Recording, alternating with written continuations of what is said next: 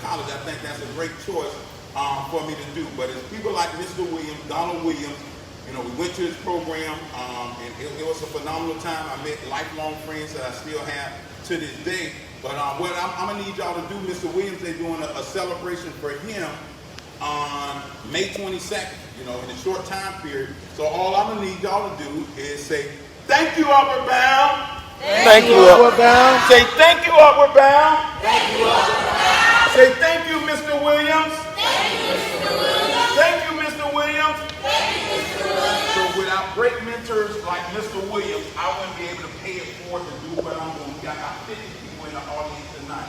Most of these people here, I'd like to give a special shout out to Mr. Williams. One of the great stories I remember with Mr. Williams, we used to rent we called them dump trucks. It was swing bikes that we could get USF. So all we would need is our ID. Something happened with the IDs where the man didn't want to give me my ID back one day.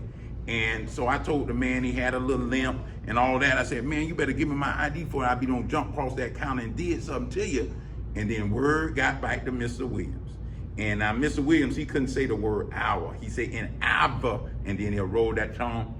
In our program, we don't do that kind of thing, because the next time you try to jump across somebody's counter, say you're gonna jump across somebody's counter, you're gonna jump right in somebody's police car.